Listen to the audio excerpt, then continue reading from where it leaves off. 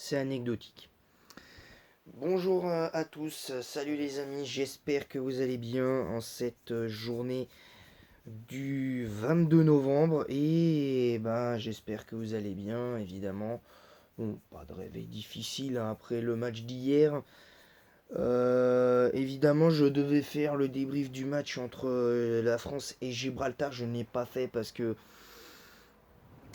j'estimais que les mots que j'avais employés sur le débrief, ce que j'avais tourné la vidéo, étaient un petit peu trop crus.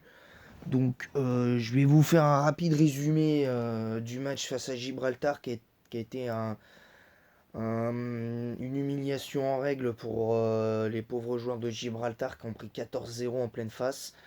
Là, ils ont pris un char d'assaut bleu en pleine face. Ils n'ont pas compris, ils n'ont pas su jouer. Donc, mais bon, ils avaient un bon état d'esprit quand même, Gibraltar, même si, bon, il y a eu ce carton rouge, mais voilà. C'est un peu dommage. Donc là, on va partir sur le sujet qui nous intéresse, c'est ce match entre l'équipe de France et la Grèce. Match nul, 2 buts partout entre la Grèce et l'équipe de France. Comment dire, évidemment, il y a la frustration du résultat et puis bon, que l'arbitre ne soit pas allé voir la VAR pour décider ou non si le but était valable ou pas, alors qu'on voit clairement que la balle rebondit à l'intérieur du but. En fait, c'est la seule erreur de l'arbitre en fait dans ce match-là face à la Grèce hier. Parce que hormis ça, j'ai trouvé un arbitrage plutôt intéressant. C'est mon premier point de cette rencontre. Ça fait vraiment quelques matchs où je trouve que l'arbitrage pour une fois est pas mauvais, n'est pas parfait, mais c'est un arbitrage qui est plutôt cohérent, qui, voilà, contrairement aux dernières compétitions où tous les matchs, où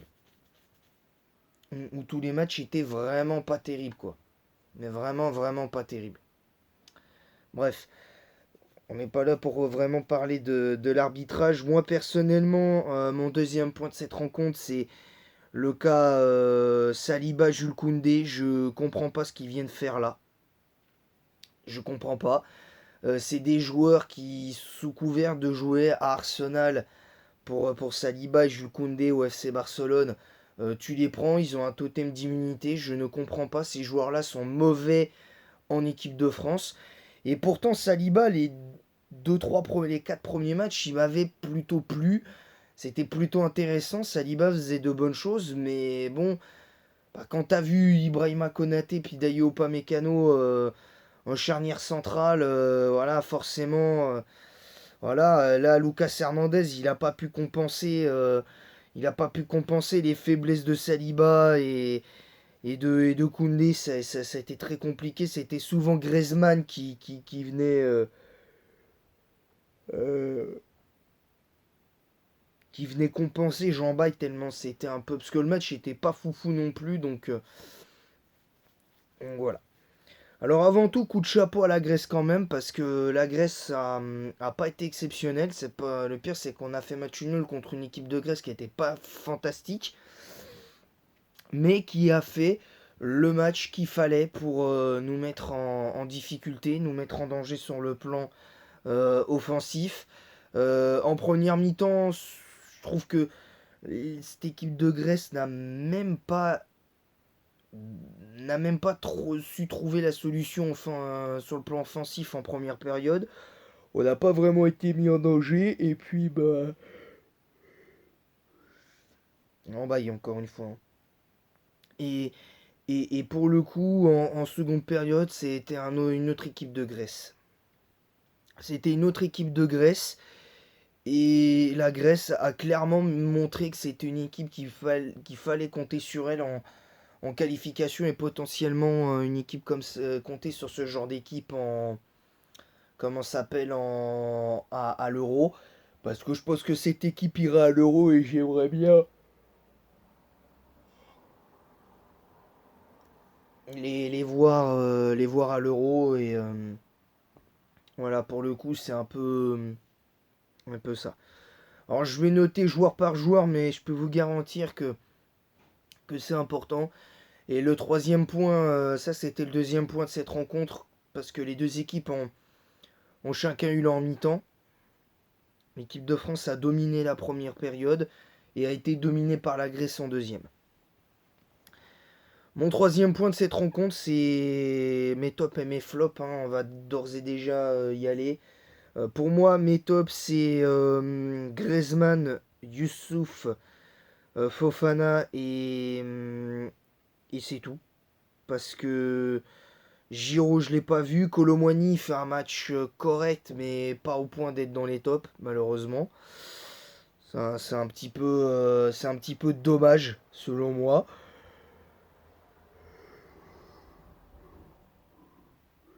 Voilà, très clairement. Rabiot, je l'ai pas trouvé bon sur ce match-là. Je l'ai vraiment pas trouvé bon. Les deux frères Hernandez, je les ai trouvés un petit peu discrets sur ce match-là. Sauf en première période où les deux ont été très bons. Mais hormis ça, j'ai pas vu grand-chose des frères Hernandez sur la seconde mi-temps et ça commence un petit peu à m'inquiéter.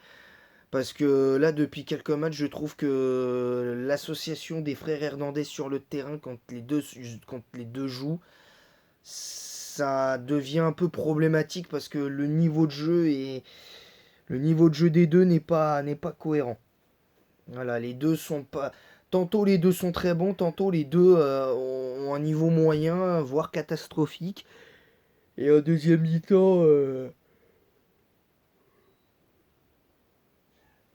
mi-temps, j'ai vraiment pas aimé le match des frères Hernandez. Je vous le dis sincèrement. Donc je vous l'ai dit, moi mes tops Griezmann, Youssouf, Fofana, mais mes deux seuls flops malgré tout. Alors évidemment, globalement, j'ai pas aimé le match des frères Hernandez, de Colomwani, Giroud, Dembélé, tout ça. Mais j'ai pas au point de les mettre dans les flops. Mes deux tops, Griezmann, Youssouf Fofana. Et mes deux flops nets et sans bavure, c'est Saliba et Koundé. Ces deux-là n'ont pas le niveau pour l'équipe de France. Voilà, très clairement, ils ont clairement pas le niveau. Moi, à la place de Saliba, j'aurais laissé Jean-Claire Todibo ou en tout cas, j'aurais mis Axel Disasi. Et à droite, j'aurais mis un autre joueur. En tout cas, j'aurais pas mis Jules Koundé parce que ça aurait été à, à partir du moment où tu vois que Jules Koundé il est en difficulté. Franchement, même déjà en première mi-temps, il était pas oufissime. Jules Koundé, t'aurais dû le sortir à la mi-temps. T'aurais dû le sortir, t'aurais dû le sortir à la mi-temps. Peut-être que ça nous aurait épargné tous les petits ponts qu'il a pris pendant le match. Donc c'est un peu dommage. Brice Samba, je le mets pas dans les flops non plus parce que pour moi les deux buts il peut pas vraiment faire grand chose. Sauf le deuxième où pour moi il doit être plus où pour moi il doit être vraiment sur le but à la 60e où pour moi il doit plus il doit faire beaucoup plus sur ce genre de truc là, chose qu'il arrive à faire avec le RC Lens.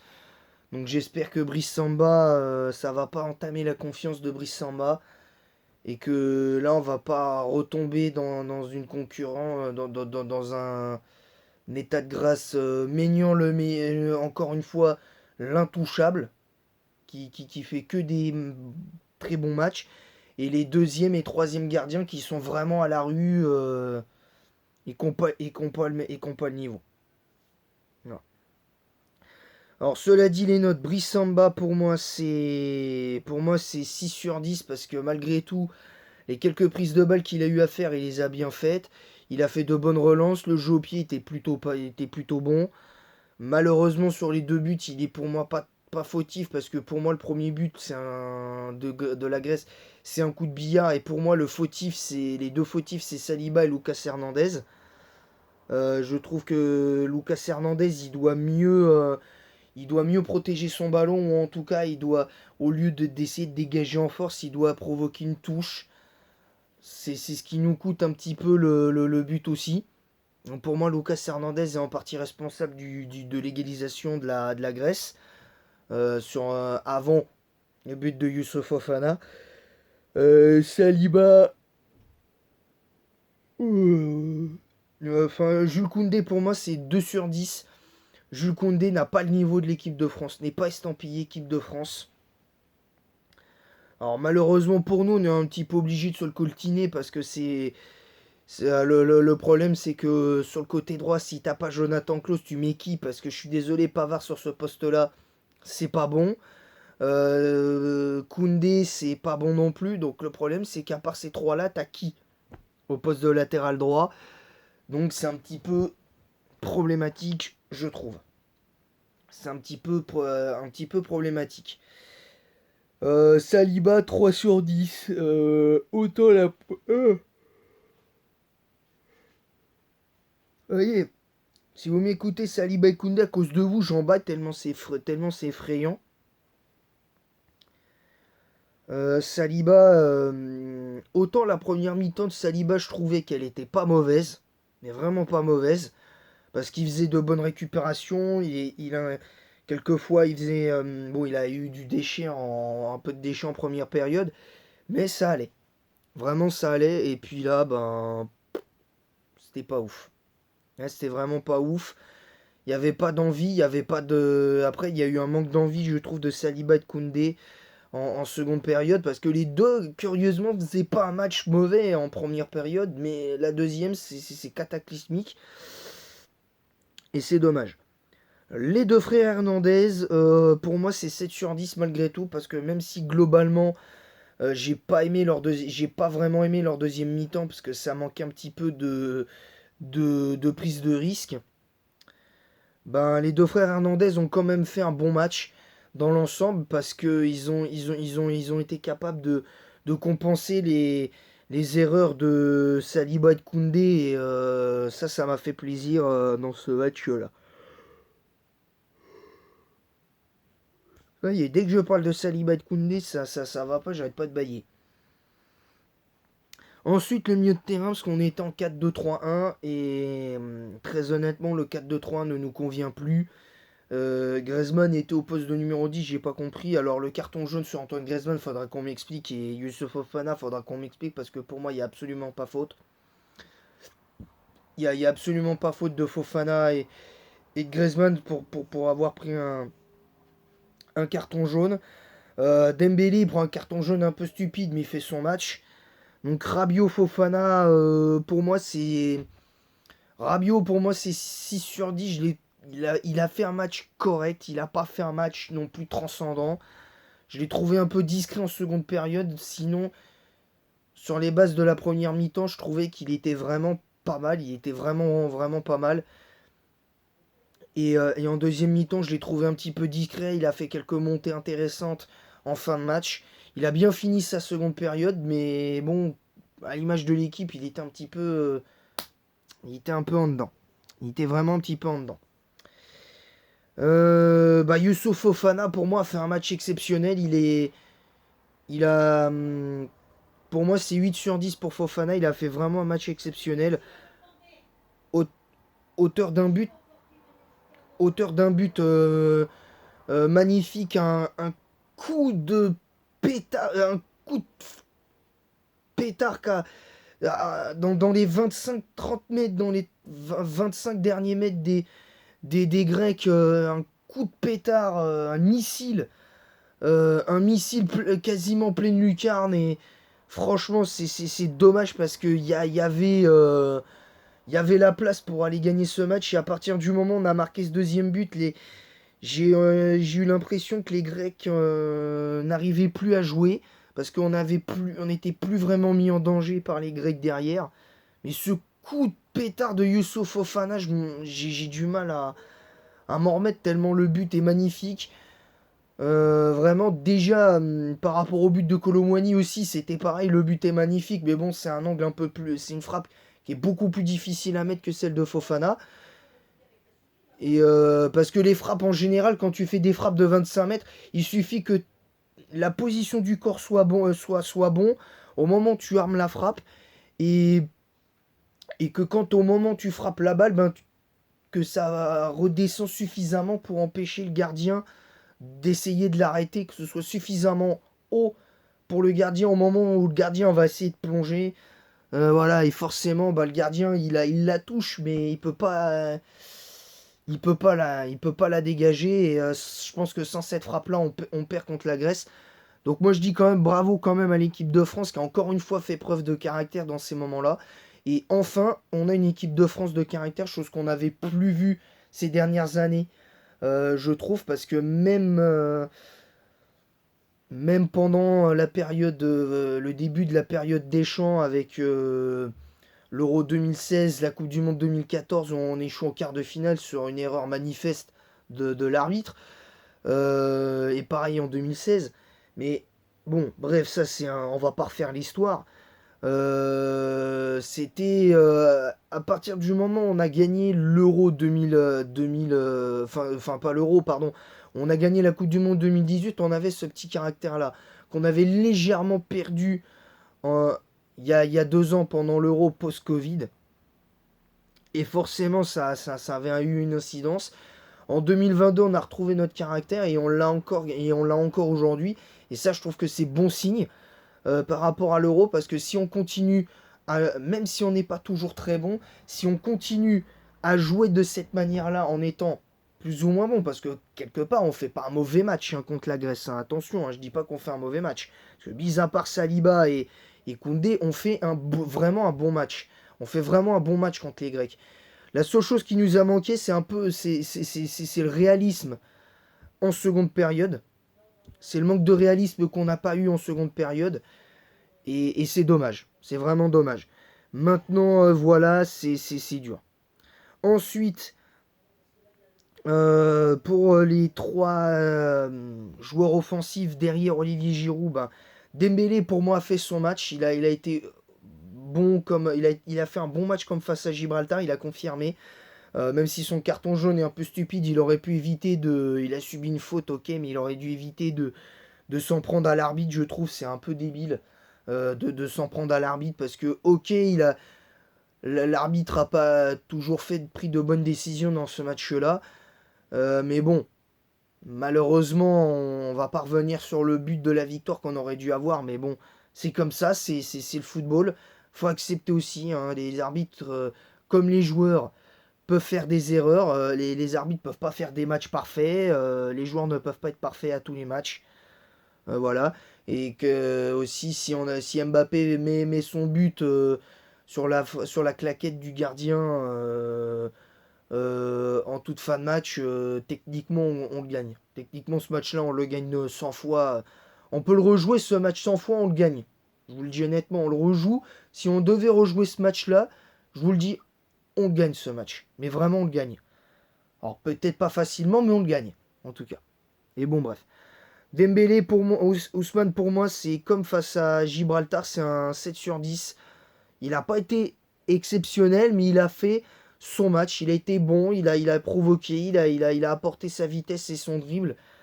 La relation avec Jules Koundé, pour moi, c'est pas terrible. Je trouve que par contre, le peu de fois où on a eu Ousmane Dembélé et Jules Koundé en tant que titulaire, je trouve que la relation Jonathan Klaus-Jules Koundé est pas mauvaise. Même si, bon, la tendance est plus vers une relation où Kingsley Coman et Jonathan Klaus. Jonathan Klaus qui, dès son entrée en jeu, a fait du bien à cette équipe de France. Sa qualité de centre a fait du bien, même si, bon, il y a des fois, il aurait pu tenter sa chance, notamment sur une dépasse de Fofana où il arrive à contrôler le ballon. À partir du moment où il fait son premier contrôle de la poitrine, il doit tenter une reprise de volée ou en tout cas faire quelque chose qui déstabilise le défenseur et ça n'a pas été le cas. Pour moi, l'homme du match côté bleu et globalement, même je dirais, c'est Antoine Griezmann. Pour moi, c'est 9 sur 10. Encore une fois, il a fait un match exceptionnel. Il a récupéré des ballons chauds, notamment un tacle sur un contre où les Grecs étaient à 2 contre 2, où Saliba et Et effectivement, Jules Koundé n'osait pas trop se jeter, à leur décharge quand même. Et Griezmann, il arrive à revenir, il redescend tout le terrain. Il fait un tacle salvateur qui empêche les Grecs de nous mettre de nous mettre un but en première période. Et je trouve que Griezmann a fait un énorme match encore une fois. Et bravo à lui. Kolo Muani, pour moi, c'est 5 sur 10. Je trouve qu'il fait un match moyen malgré son but. Il a, il a fait une première mi-temps que je trouve que je qualifierais de plutôt bonne. Qu'on pourrait dire éventuellement à 6 voire 7 sur 10 en première période. Mais derrière, il s'est éteint. En deuxième période, il s'est vraiment éteint, Kolo Muani. Et c'est dommage parce qu'il aurait pu tellement plus s'apporter. Alors je sais pas s'il a encore du mal à digérer son transfert au Paris Saint-Germain. Et, et le fait que bah, son action en finale de Coupe du Monde qui aurait pu nous envoyer au 7e ciel pour un troisième titre de champion du monde et conserver notre titre aurait été énormissime pour nous. Mais je pense qu'il n'a pas digéré Kolo Muani, il n'est pas en confiance en équipe de France, il n'est pas en confiance avec le Paris Saint-Germain. Et ça, pour moi, ça commence à être problématique parce que si Kolo Muani n'arrive pas à se transcender en équipe de France, je ne vois pas pourquoi il devrait être à l'Euro. Et voilà, mais seulement le problème, c'est qu'en attaque, si Giroud se blesse pendant la compétition, si Marcus Thuram se blesse, et tout ça, t'as qui? Et j'irai même plus loin. Si Mbappé se blesse et Ousmane Dembélé se blesse, t'as qui en attaque? T'as une hécatombe de blessures en attaque. Il te reste plus que Kolo Muani. Sans lui manquer de respect, Kolo Muani, je maintiens ce que je dis, c'est un très bon joueur. Mais il a pas franchement, pour l'instant, il n'a pas le niveau. Il n'a pas le niveau équipe de France. Il n'a pas le niveau vraiment. Enfin, il n'a pas le niveau d'un titulaire de l'équipe de France. Il n'a pas le niveau d'un titulaire au Paris Saint-Germain. Et ça, pour moi, c'est problématique. C'est vraiment, vraiment, vraiment problématique. Voilà. Et enfin, bah, Olivier Giroud, bah, match moyen aussi d'Olivier Giroud qui n'a pas pesé sur les défenses, qu'on n'a pas vraiment vu, qui n'a pas touché beaucoup de ballons. Mais bon, quand on lui donne pas les ballons dans les bonnes conditions aussi, Olivier Giroud, il peut pas faire grand-chose. Il a décroché quelques fois, mais curieusement, les tâches défensives, je l'ai pas trop vu en faire. Mais bon, il a fait ce qu'il a pu comme les autres en attaque. Donc voilà. Globalement, on a eu une équipe de France qui a été plutôt intéressante, mais bon, dans les faits, c'était pas génial.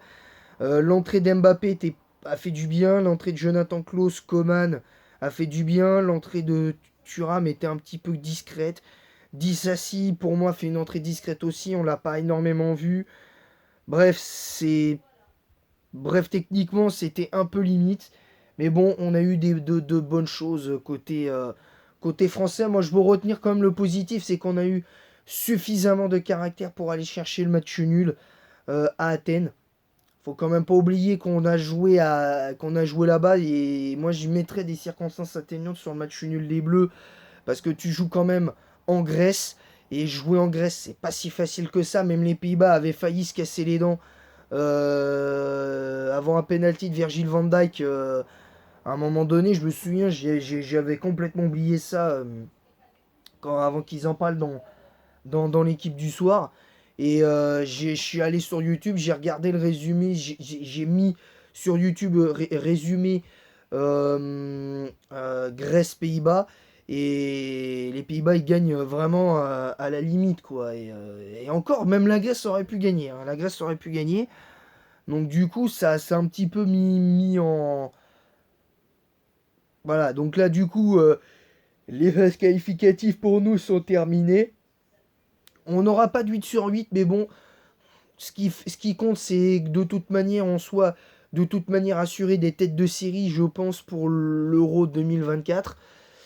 Donc on verra ce qui se passera. J'espère qu'on fera un bon Euro aussi. Donc euh, il, manque, il manquera certainement les autres qualifiés pour les barrages. Ceux qui sont en barrage. On verra si... parce qu'il y aura une autre fenêtre internationale pour les autres, pour les barrages. Sur ce, je vous laisse. Merci à tous. À très bientôt. Et allez les Bleus.